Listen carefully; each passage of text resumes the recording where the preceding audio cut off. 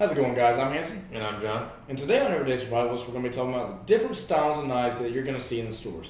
Because I think we've all seen ourselves at the store looking at all the products on the shelves, and they got everything from very small pocket knives to very large sheath knives. And it can be a little overwhelming. So we're going to give y'all a little bit of insight on what you might need to fit your circumstance. So stay tuned. Alright guys, so in this video, like you said, we're going to go over the different types of knives starting from your right. So first knife we're going to look at is your standard Swiss Army knife. Okay, it's got all the things a Swiss Army knife has because it is a Swiss Army knife. Okay, this is a spade type blade or whatever. You can see it.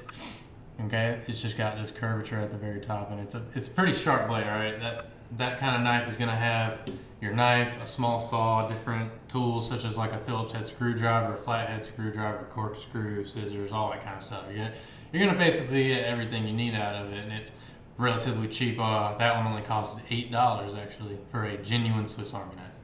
Next up, you see this here. This is a Ozark Trail brand knife. It's a Walmart brand knife. Okay, as you can see, it is a drop point style knife, which means the top of the blade or the spine kind of drops towards the tip. Okay, it's a relatively sharp knife, and it can be well maintained, and it'll last you a long time as long as you don't abuse it. This is also a relatively cheap knife, and it only costed $10. The next knife that we have here is a Gerber. All right, this is a Tonto blade knife, and what's cool about this one is it's spring assisted, so it opens fairly quickly. All right, Tonto blade style is called a Tonto blade style because it has a square tip on the knife. Okay, it's half serrated as well, and Gerber makes relatively okay knives. They're pretty sharp and they last a while if you take care of them, and it's overall great knife. Only costs $15. Alright guys, moving on down to the right here, we have the Tac Force Speedster model. This knife is also spring assisted, and the cool thing about it is you can spring assist it on the nib right there, or you can spring assist it on a flip that's on the back of the knife. Now, this knife is considered a clip point because it comes out this way and then drops very suddenly. Also right here, it's a half serrated, half straight blade. This knife holds a pretty good edge, dulls very quickly, but if you keep on it, keep sharpening it, it'll stay good for a while. Cool additions to this knife is right here, it has a seatbelt cutter, and right here it has a glass breaker, so you could do some very minor rescue from certain vehicles. Also right here it has a clip for your pants, just like these other ones have. As far as I can remember, it's been a while back since I got this knife. I believe it was around $20. Which is a very nice deal when you factor in the seatbelt cutter, the glass breaker, the blade, the spring assisted, and all that stuff. Alright, moving right along, we've gone through pocket knives, now we're moving into slightly bigger knives. These are considered sheath knives. If they come in a sheath knife. Pretty simple to remember.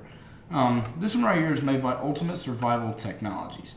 Now, it is a Walmart brand knife, and that kind of has a bad connotation to it. But in my humble opinion, this is a decent knife to start out with if you're just now getting into survival stuff or outdoors kind of stuff. So a first look at the knife, we have a drop point blade, half serrated, half straight. As far as the blade handling itself, just like any kind of knife, it'll work, it'll do its job, but you gotta take care of it. If you don't take care of it, it's gonna get dull. A dull knife is more dangerous than a sharp knife. So as far as the handle is concerned, it comes with paracord wrapped. Not real paracord, it's probably not mil spec, but it is good enough to do the job. So moving on to the sheath itself. Very nice sheath, I guess, starting out. I mean, it is cloth, which kind of limits you, but it can attach to your belt. So I attach these magnets so I can stick it on the toolbox of my truck. But the cool addition is right here. It comes with a ferrocerium rod. Now, at first look, all you see is the ferrocerium striker, but this backside, it's all painted black. I'll let y'all get a better look at that. It's painted black. So at first look, you don't really know that this is magnesium. So it is a magnesium rod on the back, but it's kind of hard to tell. Well, there is a ferrocerium striker right here.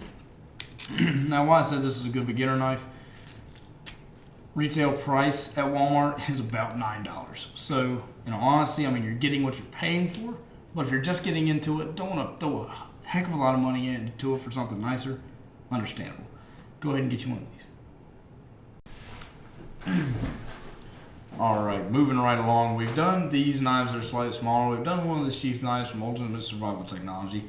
Now we're moving into a slightly more expensive. You're starting to get more into this, so you're going to want to spend a little bit more money. Now I'm probably going to butcher this, but I believe it's called Mora knife. Mora knife. I don't know how they pronounce that, but I just recently got this one, so I haven't had a lot of time to field test it myself. But it has a, we'll go ahead and talk about the sheath first. It has a hard shell sheath, which is very nice because you can hold up to a little more punishment than this can. There's no sewing that's going to unravel or anything like that. Nice leather strap for the belt buckle. So yeah, that's all you're going to get out of the sheath. As far as the knife is concerned, straight out of the box when I got it, very sharp blade. I've done a little bit of perfecting on it with the kit that I have to sharpen it. Very comfortable handle. I'm very comfortable with it. I like how it feels in my hand. Feels very sturdy, very strong. What we're having right here is a straight back blade. Now it has a slight bend to it, but as far as we can classify it, it's going to be a straight back, as close as we can get. So far I'm really liking it. This one retails for about, I believe it was $35 to $40, as far as I can remember. But that's a great knife to have once you start getting more into the hobby and want to put a little more money into it. Alright guys, a couple of things that we didn't mention in the video. We did not mention utility blades. Utility blades are extremely useful. One, because they come out of the box extremely razor sharp. Two, you don't even have to sharpen them whenever they get dull. You just take it out, put in another one, you're good to go. Another thing we didn't talk about were multi-tools. Okay, this is the Gerber Dime. It's just like a regular multi-tool. Has the pliers, all the tools inside of it. Only difference is it's downsized into a smaller package. It's relatively cheap, and you should definitely think about getting one. And we didn't intentionally leave out multi-tools. It's just there's a whole other thought process that goes into you when you're considering buying a multi-tool, aside from fixed blade, sheath knives to pocket knives. Another thing that you really need to keep in mind is there's a time and a place for everything. You remember we talked about in our Gray Man video. If you haven't seen it, check the description. There will be a link to that one. Just remember that there's a time for having this. When you're in the office hanging out with everybody, that's fine to have clipped out on your pants. But you don't want to walk into the office wearing this. So remember time and place. Pick the knife according to your circumstance. What's going on in your life? How you live. All right, don't forget to give us a thumbs up and subscribe, guys. See you next week. Have a good day.